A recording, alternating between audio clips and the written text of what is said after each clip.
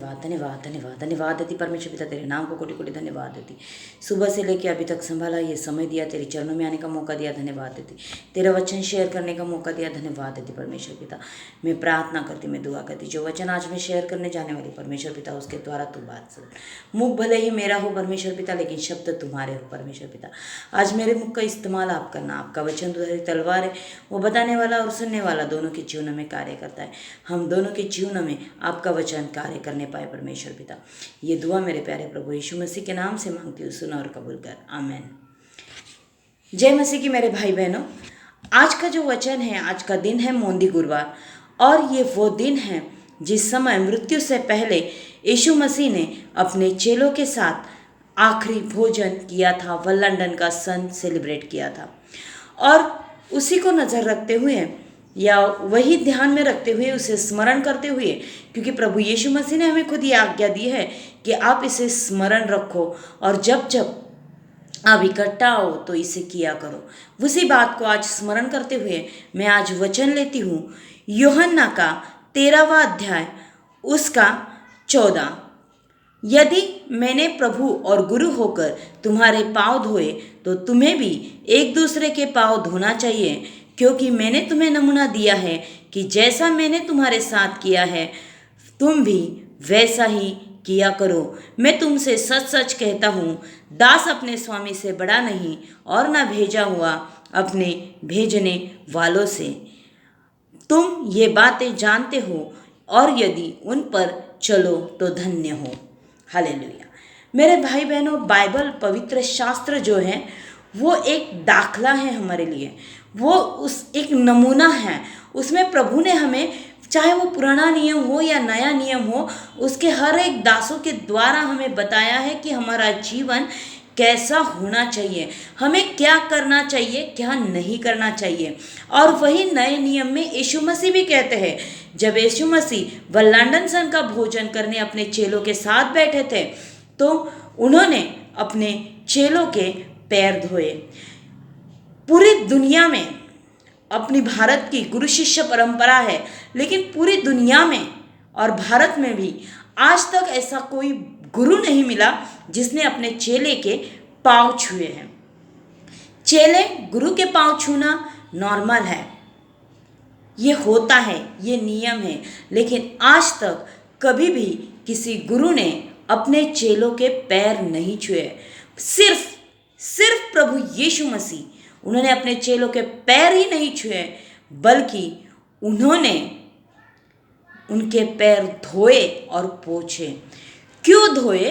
क्योंकि प्रभु यीशु मसीह कहते हैं कि तुम मुझे कौन कहते हो, प्रभु और गुरु, राइट?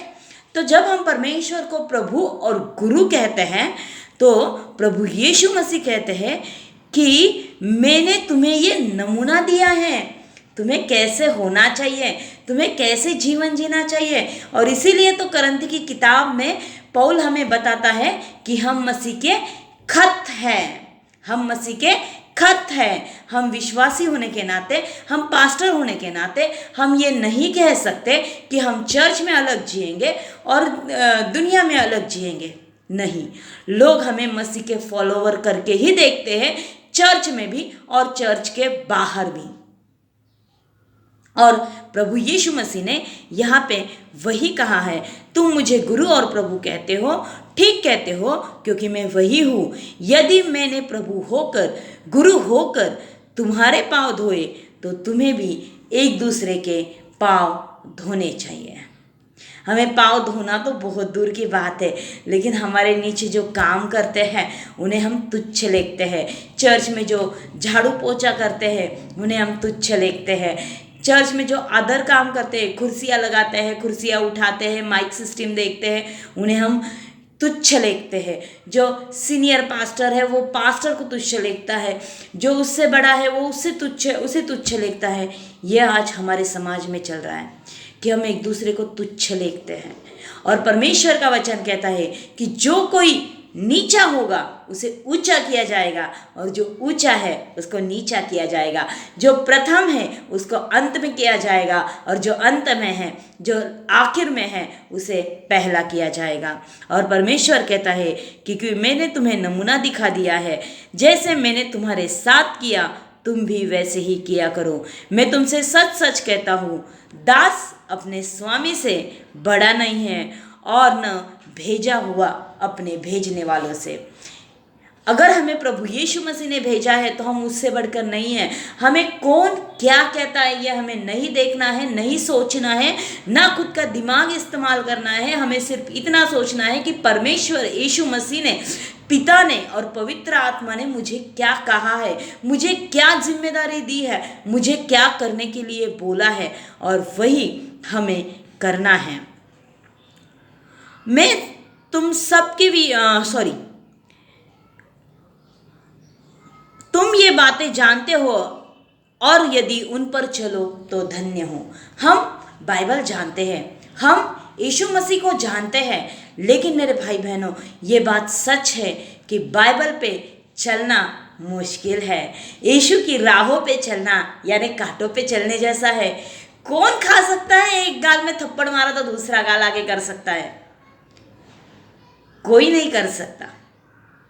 अरे आजकल तो सीनियर पास्टर भी शाप देते हैं, उनके खिलाफ कुछ बोला तो बोलते हैं उसका एक्सीडेंट हो जाएगा, वो हॉस्पिटलाइज हो जाएगा। तो थप्पड़ कब खाएंगे ये लोग? प्रभु यीशु मसीह हमसे कहता है कि ये पवित्र शास्त्र मेरा जीवन तुम्हारे लिए एक उदाहरण है, एक नमूना है, एक एग्जाम्पल है। और बाइबल दया, प्रेम, शांति, सहनशीलता, सामाजिक ऐक्य इस बात पे भर देता है। बड़े बड़े लोगों ने बाइबल पढ़ा। इतना ही नहीं है, हमारे भारत देश की राज्य घटना भी इस बाइबल पे ही डिपेंड है। स्वातंत्र्य, समता, बंधुता, ये जो तत्व लिए गए हैं ये बाइबल में से लिए गए हैं मेरे भाई बहनों। प्रभु यीशु मसीह कहता है जैसा मैं हूँ वैसे तुम बनो तो तुम धन्य कहलाओगे। हम अगर कहेंगे कि हम चर्च में एक है और चर्च के बाहर एक है, तो प्रभु हमें स्वर्ग में कहेगा तू जैसा चर्च के बाहर था ना वैसा भी स्वर्ग के बाहर भी रहे। स्वर्ग में तेरे लिए कोई जगह नहीं है। भले हमें कितना भी दुख आए, कितना भी तकलीफ आए, कितनी भी मुसीबत आए, कोई हमें कितना भी सताए, कितना भी सताव हमारे जीवन में आए, लेकिन हमें वही जीवन जीना है जो बाइबल ने हमें सिखाया है, जो वचन ने हमें सिखाया है, जो प्रभु यीशु मसीह ने सिखाया है। तभी ये मोंदी गुरुवार, ये वल्लांडन का सन हमारे जीवन में सक्सेस होगा। क्यों करते थे इज़राइल लोग वल्लांडन का सन? क्योंकि वह स्मरण था कि प्रभु ने उनको मिस्र देश से किस तरह छुड़ाया, किस तरह उन्हें गुलामगिरी से आज़ाद किया। आज हम मोंदी गुरुवार क्यों बनाते हैं?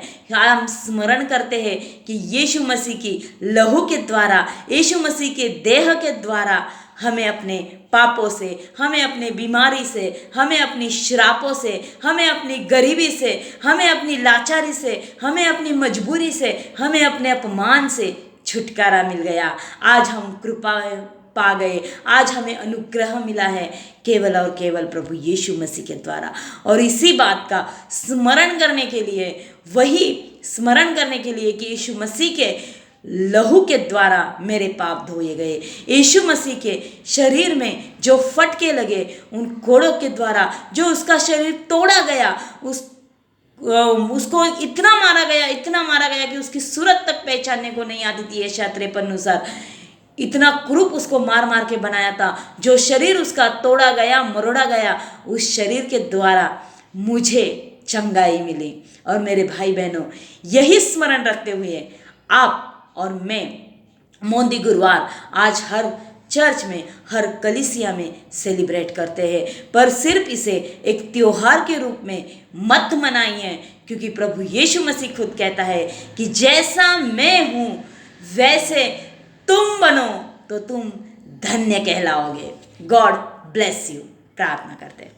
हालेलुया। धन्यवाद धन्यवाद धन्यवाद परमेश्वर पिता, तेरे इस वचन के लिए धन्यवाद परमेश्वर पिता। हाँ परमेश्वर पिता, हम पापी इंसान हैं, हम चाह कर भी तेरे जैसे नहीं हो सकते परमेश्वर पिता, क्योंकि बाइबल कहता है कि हर एक इंसान पापी है, हर एक इंसान पापी है। कोई भी धर्मी नहीं। पर परमेश्वर पिता हम तुझसे प्रार्थना करते, दुआ करते, विनती करते, तेरे लहू से अब मेरे पापों को धो, हमें शुद्ध कर, हमें पवित्र कर। हमारे जीवन में जो कमी घटी है उसे यीशु नासरी के लहू से निकलने दे परमेश्वर पिता। हमें तेरे जैसा बना परमेश्वर पिता, हमें तेरे जैसा बना। यस लॉर्ड, आज तेरी इच्छा हमारे जीवन में पूरी होने दे। हमें तू तोड़, हमें तू मरोड़ परमेश्वर पिता, और तेरे जैसा बना। हम मिट्टी है, तू कुम्हार है मेरे पिता। हाँ परमेश्वर पिता, गए कुछ दिनों में हमसे ज़रूर कुछ गुनाह, पाप, अपराध हुए होंगे। खास करके मैं मेरे लिए प्रार्थना करती, जो पाप, जो अपराध, जो गुनाह मुझसे हो गए हैं उसकी मुझे क्षमा कर। और धन्यवाद देती इस लेंथ समय में, इस उपवास समय में तूने मुझे नया जीवन दिया, नया जन्म दिया, पाप विरहित जीवन दिया। तेरे नाम को मैं कोटि कोटि धन्यवाद देती हूँ परमेश्वर पिता। तेरा वचन मेरे हृदय पे लिख परमेश्वर पिता, और सच में परमेश्वर पिता, जैसा तू रहा वैसे मुझे चलने के लिए तू सहायता कर, मदद कर, ताकि जब मैं स्वर्ग में तेरे सामने आऊँ तो तू मुझे कह सके, तू मुझे मेरा राज मुकुट दे सके, और तू मुझे कह सके कि ये मेरी बेटी धन्य है। यस मेरे अब्बा लॉर्ड, ये दुआ मेरे प्यारे प्रभु यीशु मसीह के नाम से मांगती हूँ, सुन और कबूल कर। आमीन।